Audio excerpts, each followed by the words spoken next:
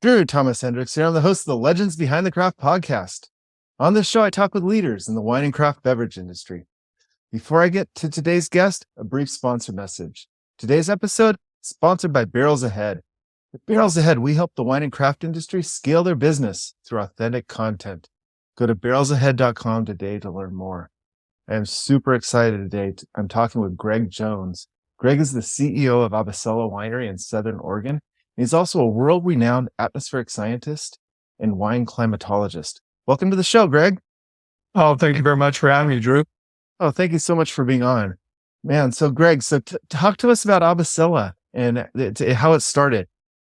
Sure. Abacela was the passion of my father, who back in the late 80s, early 90s was quite interested in growing grapes and making wine. He grew up on a farm and spent many years as a medical researcher and a doctor, but yet he kind of wanted to get back to that aspect of producing something from the land, and he had a real keen interest on wine, and especially on Spanish wines. He had found that those were most approachable to both his palate and his budget when he was first finding out about wine.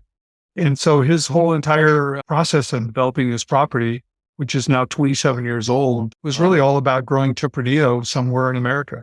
And at the time, I remember there wasn't a whole lot of Tempranillo being grown back in the early 90s. No, there really wasn't. There's some interesting history there as well. Back in the late 1800s, early 1900s, UC Davis was doing much of the research on trying to help find out what varieties did well, where, and how. And if you go back and look at the history of some of their publications from a gentleman by the name of Bialotti to Amarine to Winkler, they were doing these large projects trying to understand suitability. So they would plant varieties in different places, and then they would periodically assess them for different characteristics.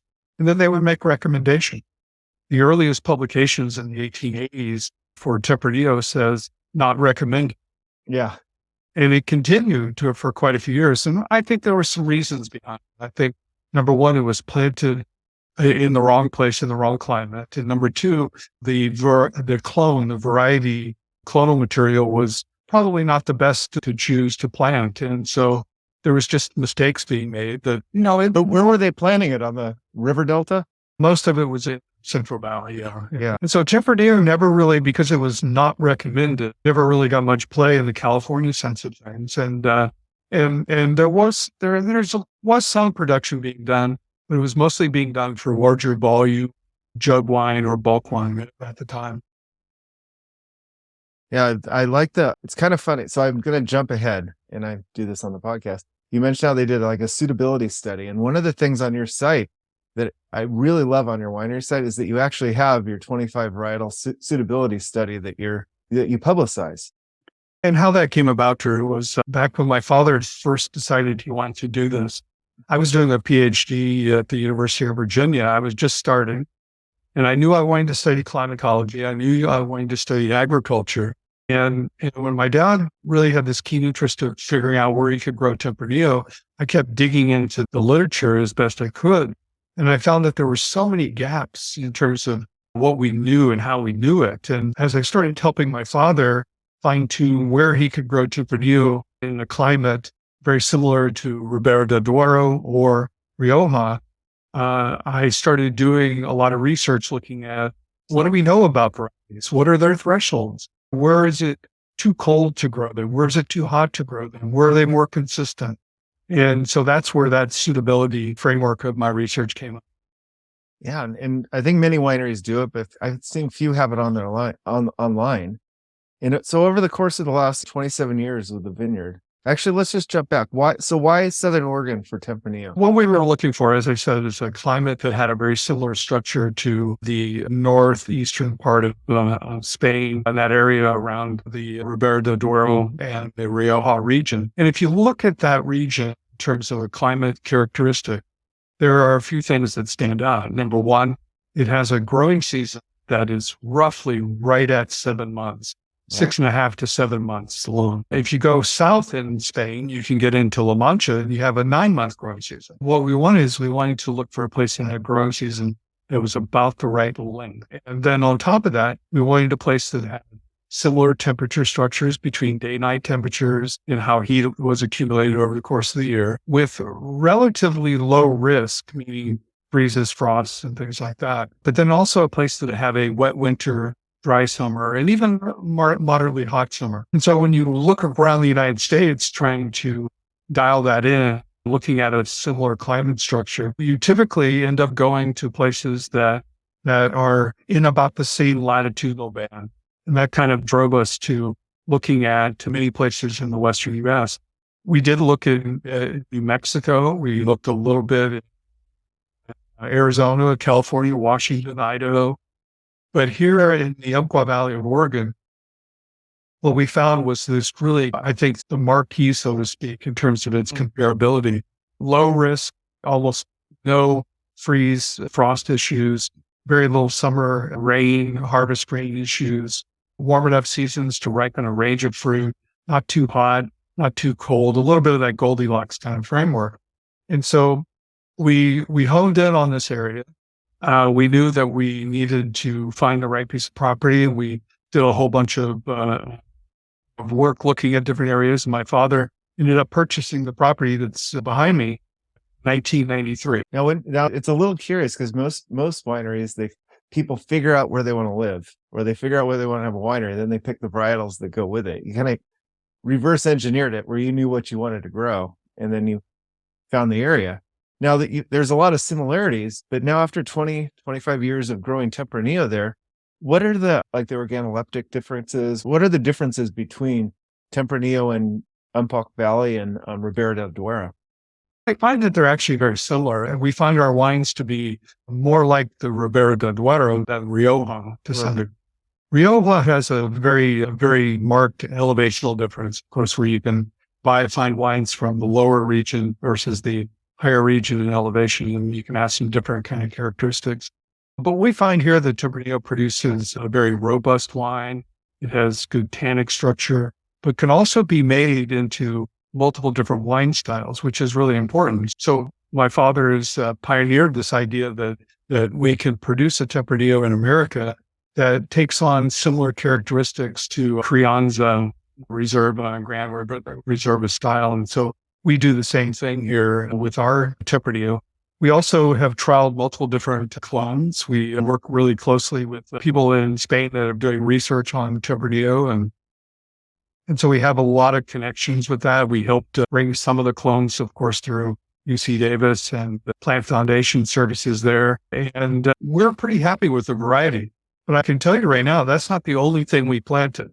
Yeah, you have 9 varieties you were the first in Oregon. We planted numerous varieties to with. My father having a research background, myself having a research background, we knew that we could probably make one thing work, Tempranillo, but we needed to know what were the other things that could work. So we planted a large number of varieties that we've waxed and waned on a few. We've taken out a few that we just don't do anymore. We've added a few more. And today we produce 17 different varieties that are mostly Iberian, Portuguese, or Spanish. But we have a couple of French and one Italian and variety that kind of fits within our program in terms of our wine club. Now, as far as the criteria, so what you're obviously looking for varietal characteristics. You're looking for something that flourishes, has a good yield. Talk to me about some of the trials that maybe didn't work, that weren't so suited to Umpqua Valley.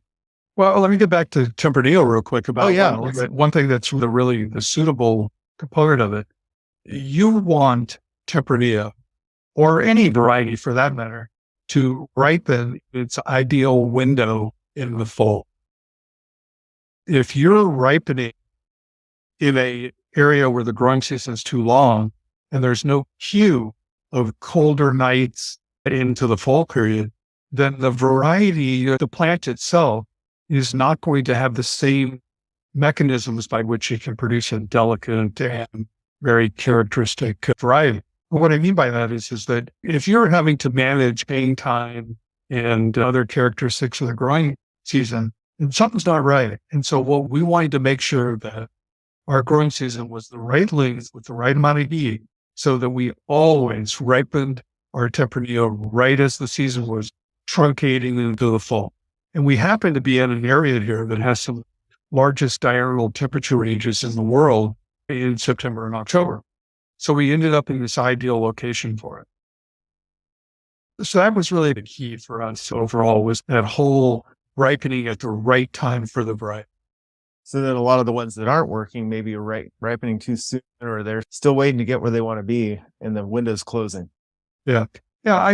I saw somebody who wrote this many, many years ago, this idea of ripeness clocks, the idea that within the grapevine and within the fruit, there are multiple clocks that are ticking, and they're ticking at different rates and different calendar kind of frameworks. And basics are the four basics are pretty clear: sugar, acid, phenolics, and flavor and aroma.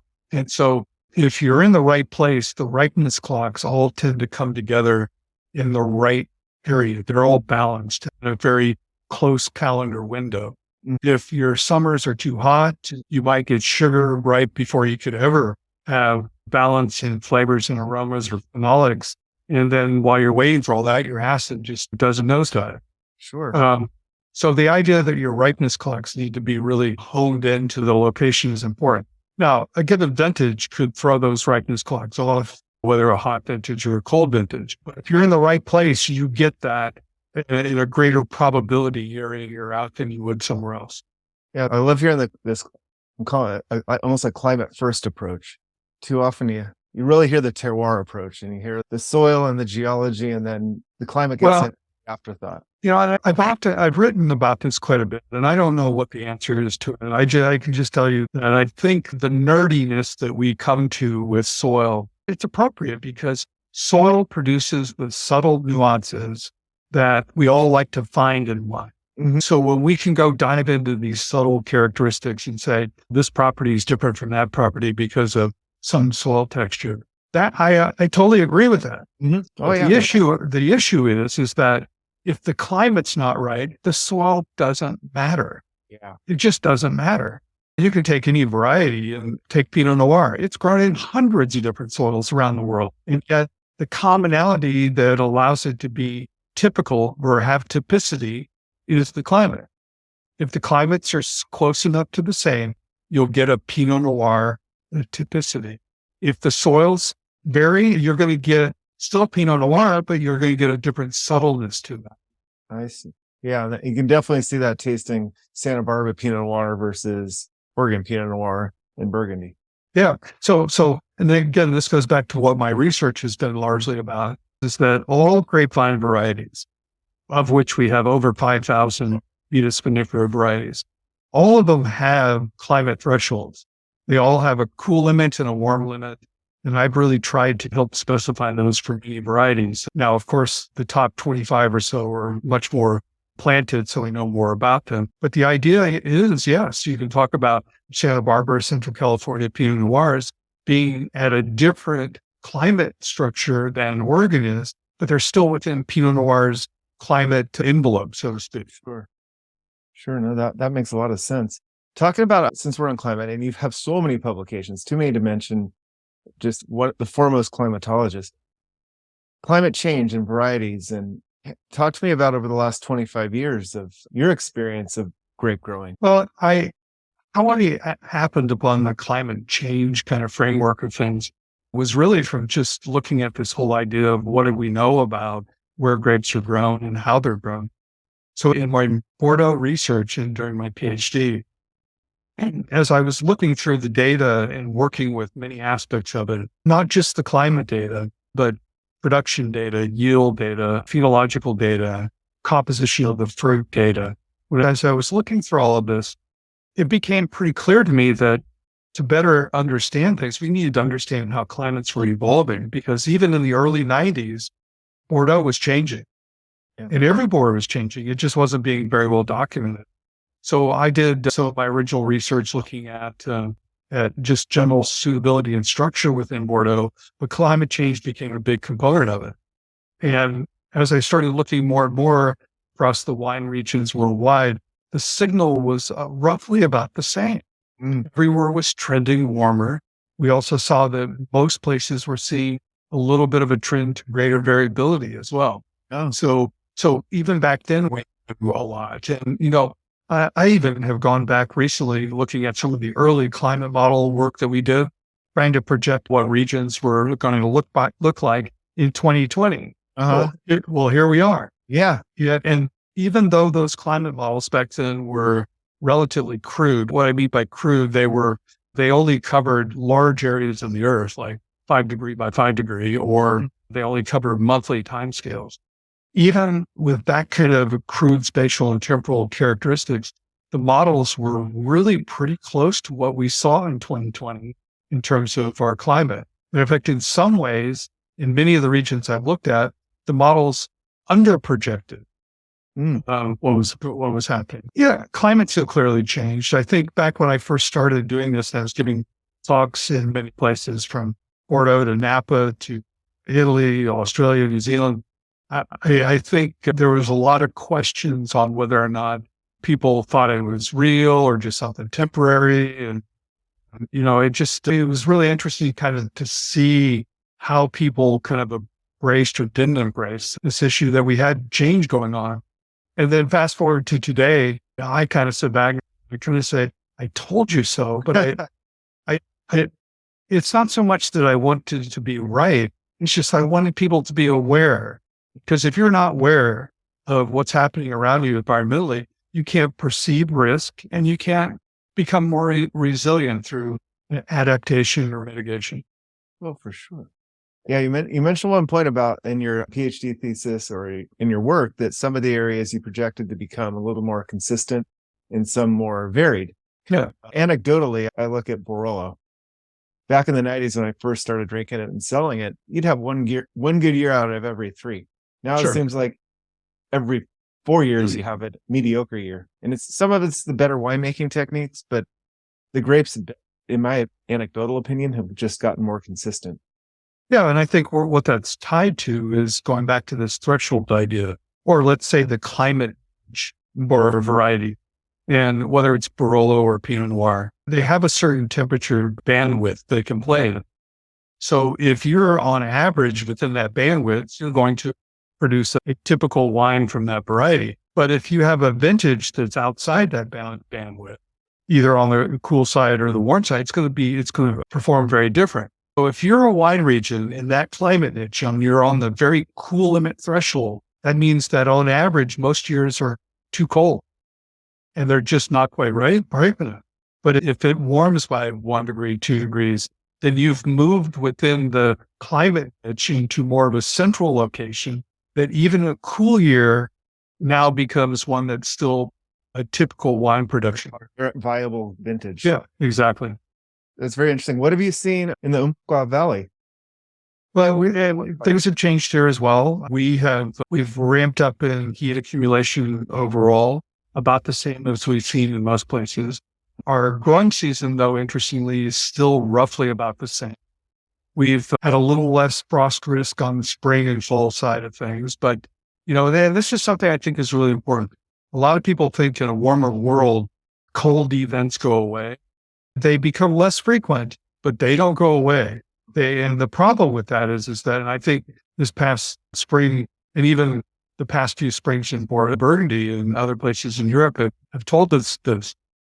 When a region doesn't experience frost, then there's for like periods of a decade or two or whatever, then they're not very prepared for it when it happens.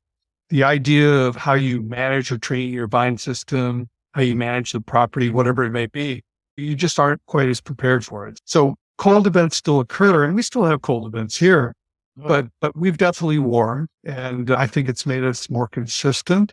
But we've had some challenging vintages, just like anybody else has, but we feel pretty good about things right now. We've looked at our vineyard in terms of trying to figure out what are the best ways to adapt, and some of them are vine related, some of them are property landscape related, and some of them are winery related. So there's a lot of different ways in which I think this industry as a whole can look at an adaptation. But I go back to this whole point. If you're not aware of where you are and what your potential climates are going to be, then you can't even begin to perceive the risk and understand how do I adapt. Oh, for sure. Talk as far as what are some of the ways that you've adapted your winery and the vines? Well, number one, we've definitely looked at varieties differently. We've taken a few varieties out and a few more in. We've tried to round out our production stream.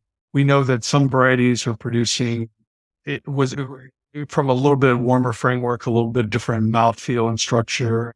So we manage that in the winemaking a little bit. Probably one of the biggest things is that, and I like to mention this relative to, I think, what was happening for virtually everybody in the probably 70s, 80s, and early 90s. We use many different trading systems throughout the world. In Europe, you can go and find all kinds of historic different types of pergolas and ground-based systems and stuff like that. But in the 70s, we went just hog wild for VSP. The California sprawl largely was transformed into real tight VSPs, meaning that the canopies were put together so that they acted like a solar panel. And that makes total sense when the climate is at the margin and you're wanting to maximize the system. So what's happened as time has gone on, we've found that having more shading for the fruit, having a little bit bigger canopy, letting the vine kind of manage itself to some degree within our construction is really useful. So I've seen this is happening all over the world. We've done a little bit of it here. We've taken our canopy and we've widened it into a little bit wider VSP, still vertical shoot position, but a lot of people are putting in cross arms so they can get a true V-shaped VSP. And those kind of things are small, but they can really help quite a bit because shading, I don't know if you've ever measured temperatures in a vineyard, but you put a temperature outside the canopy versus inside the canopy, it's two different numbers. And so the more shading you can have, the more likely you're going to keep your fruit in balance in terms of its ripening. Within that window that is so important. No, that makes entire sense. But rather than switching varietals, there's a lot of intermediate steps that you can retrain the vines to be better suited to this. And then the other thing I think I've seen a lot of efforts at is historically in the Northern Hemisphere, we've always said plant on a south-facing hill if you can, and therefore you can add more solar radiation, more heat. And it's true for about a 10% slope increase from a flat surface, you can have anywhere from 12 to 16% added heat accumulation. So slopes do matter.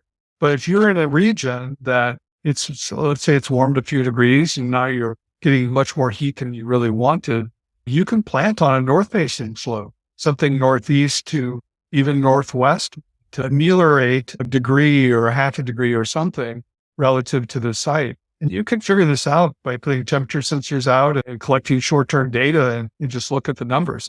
In our vineyard here, we can have as much as a 10-degree difference between blocks and temperature sensors than I had on either cold events or hot events. And we have just under an 80-acre property. Wow, that's amazing. So not to be cheeky, but the cheap land now is the north-facing slope because that's going to be the future in the. Well, exactly. And so what we've done here, and I give my dad a lot of kudos on this. He really looked at our landscapes and really made decisions about what varieties could go in what locations. So we grow everything from Albarino and Muscat, relatively cool climate to varieties, all the way to Tannat, and Ticao, and Tinta Amarella, Bastardo. Oh, wow. Talk about varieties. Bianca, our channel director, put in the show notes, share about the Mission Grape. That's the only segue I have for that. Yeah, it's a great story. As I've told you in this conversation now, my father's whole entire goal was to grow Tempranillo, a Spanish variety. And fast forward, the 27 years since he first planted here, what we didn't know then was that there was already a Spanish variety on the site. Really? And how this came about is really conjecture, but it's kind of logical in terms of the time frame and what we know about the property. The property was homesteaded in the late 1840s. And around that time period, this area was developing for an agricultural production kind of framework to deliver produce north and south. But it was also developing for lumber and other cattle grazing, that kind of thing. The homesteaders that were here settled the property that you see behind me here. And they had, of course, a home site. But there was also an orchard. And that orchard is still largely intact, and we call it the heritage orchard. And so over the years, we'd go out and pick the fruit, apples, pears, and plums. And it's always a great heirloom kind of fruit production kind of thing. And yet there for a while, there was a blackberry patch, a fairly good sized thicket in the general area that my father kept seeing grapevine leaves poking out. And I remember seeing it the first time going, and he said, oh, it's probably maybe birds are dropping seeds and we're getting a leaf coming out. A few years went by and he was just really getting close to taking that blackberry thicket out. And he decided to start clearing it a little bit. And he found within the thicket very large arms of trunks for grapevines. And then we started seeing more leaves. And of course, as soon as we started opening it up. And so over the course of a few years, he and some of our staff worked to slowly get the blackberries out of that area. And when we got to the point we could clearly see that there were multiple trunks in there, some of them as big as your arm. Wow. In terms of trunks. We took tissue, we set it off for a DNA for genetics. And it came back as Listan prieto, which is the mission. And for those, I'm sure most of your viewers will probably know, the mission grape comes from the missions in Mexico and California that grew the grape mostly for wines for the sacrament. And what we think that the homesteaders here likely acquired cuttings from somebody coming north from California, likely either at the end of the gold rush in California, when people were coming north to see if there's gold in Oregon, or when people from California just started bringing material for sale, whether it be fruit cuttings, or in this case, wine grape cuttings, and other things. And so we think that the homesteaders acquired cuttings, planted them. We have no idea what they were growing the fruit for. Could have been juice. It could have been jams, jellies. It could have been fresh fruit. They may have made wine from it. We don't know, but we know from what's called the mother vine, or main area there, that they basically spent so much time in that thicket that they started layering each other. Do you know what layering is? No, I don't. Layering is a situation, if you had two vines side by side in a vineyard, so you have a row of vines in a vineyard, and one in the middle dies, you can take a cane from one of the other ones, bury it into that spot, and it'll grow up and it'll become its own plant. So you're layering all over my backyard. I just didn't know the name of it. Yeah. And so what we think happened here was the vines that they had growing there layered a little. And we think that they produced some clonal characteristics that may be unique. The genetics all say the same thing, Listan prieto, but the fruit is just slightly on the white color side to rosé to red. But the flavors are all, we blended together. It really works pretty well. We've made a couple of vintages. I wouldn't jump a little too far ahead. After we found out all this, we took cuttings from the mother plant and had them grafted onto rootstock, and we planted our own little mission or heritage vineyard right in the area where this orchard is. So we've had 4 vintages so far. The first 2 were really done in more of a dry wine style, because we didn't have a lot of fruit to begin with. But in 2021, we produced a pungent a mission wine, and we made a very similar style to our port wine. And we made another one this year. We use spirits from our own fruit, so it's all estate produced. Oh, cool. And we're about ready to bottle the first Oregon mission wine later in January or February. Oh, that's exciting. That's really exciting. Going back to the layering, do you think it's the blackberries that kept those vines suppressed for so many years that they just struggled and tried to find a way to exist?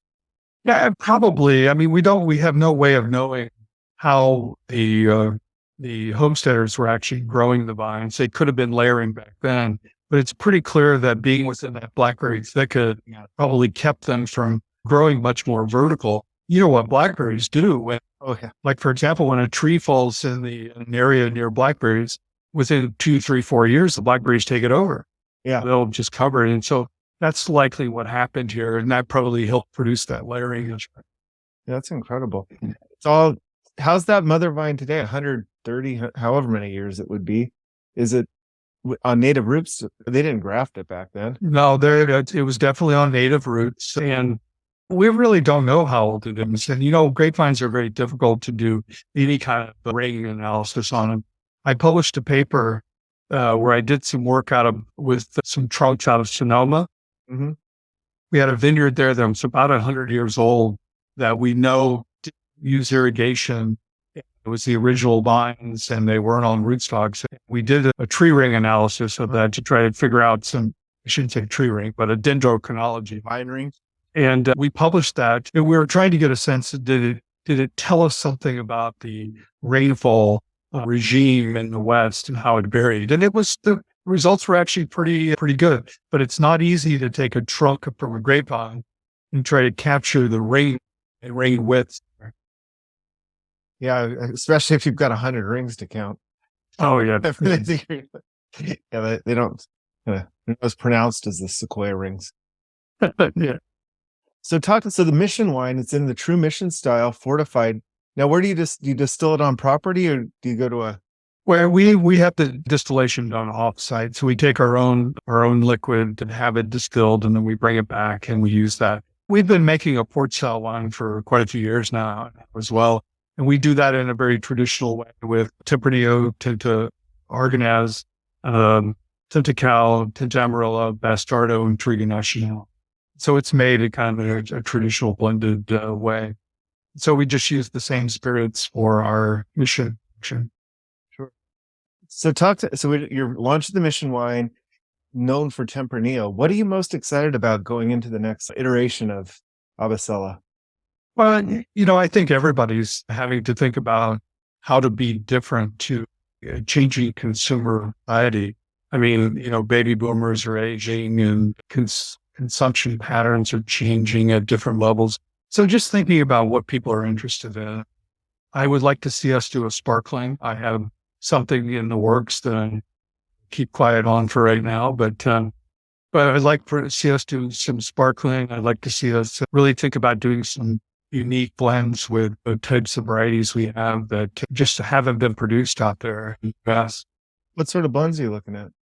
Well, I mean, if you go to some of the varieties we have, like Trigo Nacional, Tannat, Tempranillo, some of those, you can think about some pretty creative blends within that framework that I'd look at. And so we're going to be playing around with that a little bit. And then, of course, everybody now is talking about, well, how do we deal with the packaging issue? Are we going to go to something different? And we haven't made any decisions here yet, but I think that all producers really need to think about how are we going to be packaging our wine in the future? That's a huge talk. We spend a lot of time talking about packaging, and I got to say, I love a lot of the new packaging that's coming out, especially the people embracing like the bladder bags. If you've got your daily drinker and you're going to go through 3 bottles during the week, why do you need to open up 3 bottles? Yeah. Put it in a bladder bag. And I got to commend Tablas Creek for putting their Pat Lane in bladder bags for this year for the first time. And I'll tell you a little story. I went to the International Bulk Wine Conference a few years ago. If you've never gone to one, it'll just blow your mind in terms of this magnitude of bulk wine that's out there and how it gets sold. Just is amazing. But the conversation I had at this conference was actually with a refrigerator producer, an appliance producer, who in Scandinavia, because they are largely bag and box types of consumers, in fact, they have some rules in place that wines have to come to them available in bag and box or something like that. Wow. But this appliance manufacturer was making an appliance that in the 2 doors, they had a flap that you could open up, put in the bag, and one side was for red and one side was for white. And it had a spigot on it. And you could recycle the bags and you could get it delivered like we used to get milk delivered to your doorstep. That's a fantastic idea. I had a business idea back in the 90s where we sold a red wine and a white wine, just off the very European model where it's just decent bulk wine, not bulk wine, but bagged wine, which I do think in the next 10 years, I think we're going to see a really refined kind of bag wine model, like we're seeing with the canned wines. Yeah. I think that we'll definitely see some evolution with this. I think we have a lot of ways we can go in terms of how we communicate with our consumers and deliver wines to them. Yeah. The other topic that's been very prevalent in our shows is the low alcohol category. Gen Z, a lot of the new consumers, even the older ones, they don't need the 15% alcohol anymore. They're looking for the 10 to 12. Makes healthier, makes it easier to wake up in the morning. Are you guys looking at anything in that category? Well, we fortunately have been in a place where we really haven't been making very high alcoholic wines. Our climate has been very conducive for us being more or less balanced and being somewhere between 13 and 14 most of the time.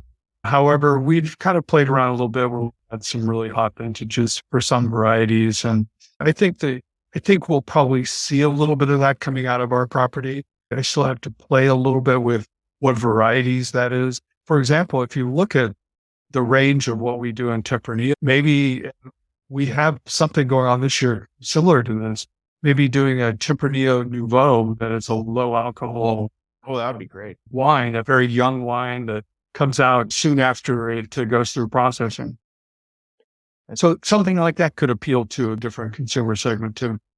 Absolutely. I have to say, again, anecdotally, when I go to the bars and the wine clubs down, or the wineries, not wineries, but the gastropubs down here, that kind of carbonic macerated wine, the natural wine, is very, very popular on the coast. Mm-hmm. Yeah, I just hope we all kind of get to a place in which we are being very truthful about kind of our production. There was a great article today that came out talking about the economics of changes that are happening in Europe and that likely will happen here about labeling and nutritional and other information that's going to probably be required. In Europe, they're going down that path already. But how will that change everything? And what does that look like? I think we're going to have to embrace that and better understand it and hopefully tell the true story behind kind of what we're doing. Yeah. And if you had your way, what would the labels look like? That's a good question. I think the problem is that it immediately becomes busy.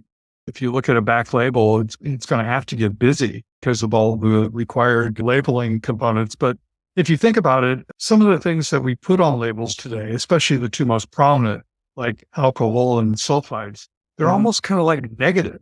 Mm-hmm. Maybe we should really be looking at putting things on our labels that show positivity, and maybe even relabeling a sulfite to something like an antioxidant or something like that. Because that's kind of what it does. It preserves wine. And I just think that more truthfulness in it would be very interesting. Plus, it gives people something to talk about.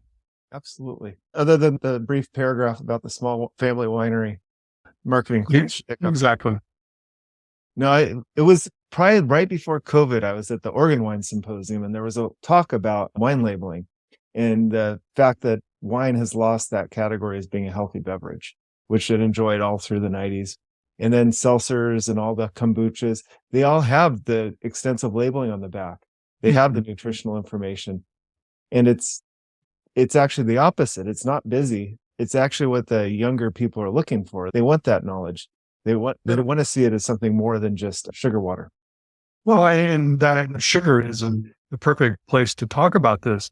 The vast majority of wines have almost no sugar in it. And so to actually put something like that on the label so that you would see that there's 1 gram of sugar in this bottle relative to, some seltzer beverage that has 28. Mm-hmm. So I think that, putting things that are appropriate, but yet also show the positive side of wine is important. No, I think that's an excellent idea. Excellent. So moving from the wine labeling, so tell me about what's next for Abacela as far as hospitality wise. Well, we've always been a very tourist draw kind of location. We're in a rural county in the middle of the Western Valleys of Oregon. We are on Interstate 5, of course. What would be the closest city? Roseburg is the closest big city, but it's only 30,000 people, so it's not like a large city. So the next largest city is Eugene and Medford are the next two biggest cities, then Salem and Portland. But we're largely a tourist location because I-5 traveling north-south, so we get a lot of people stop off and visit. We're only a few miles off of the I-5 corridor. And then we also are on the main highway that goes out to Bandon in the coastal area here on the Oregon coast. We're about an hour from the coast. And then we also are on the main road that goes up to Diamond Lake and Crater Lake. So we have a lot of people that come through from a tourist standpoint. So what we've tried to do at Abacela is create a place that is educational, experiential, so that people can come and do things that allow them to really understand what we're doing. We have what's called a wine growers walk, and we put together years ago an educational set of posters that describes everything from our climate to our soil to our geology to our varieties to our approach to growing grapes. We also are doing tours. I personally do 2 tours a week, usually when the weather's good. But I take people out and I act like a professor and talk about growing grapes. You don't have to act like one. So trying to do those kind of things to provide more experiential kind of experiences for the consumer, I think is really important. We have a very nice tasting room, but we've got a few little tweaks that we've been doing here and there to make it even nicer. And so trying to keep that hospitality up and manage it in a way in which we know that people will want to come back. That's fantastic. As we're kind of wrapping down here, Greg, where can people find out more about your work and then Abacela Winery? So Abacela is simply abacela.com on the web. We have a very extensive website that covers pretty much everything we've been talking about, this whole idea of our history and kind of how my dad really kind of went down that pathway and how my stepmother and sisters and everybody contributed to the development of the property. So our website is pretty extensive. I also kind of maintain a little bit of my academic background as well on a website called climatologist.com, and using that as my tag for a long time. So climatologist.com. And I have all of my publications there. It's an intimidating list of publications. And so I try to keep things there for people to kind of find. I think I find myself still kind of in that framework where being a teacher is enjoyable. I'm just so glad I don't have to grade papers anymore. Yeah. You can grade the wines. No, that is fantastic. No, I was pouring through some of these publications on your site before. There's definitely something people should check out for sure. And check out Abacela Winery. Greg, thank you so much for joining us today. Oh, you're welcome, Drew. It was a lot of fun. And I hope the viewers, audio, whatever, enjoy this segment. And if you're ever in Oregon, come visit. I guarantee you'll enjoy it. Oh, I will. I plan on stopping by next time I'm up there.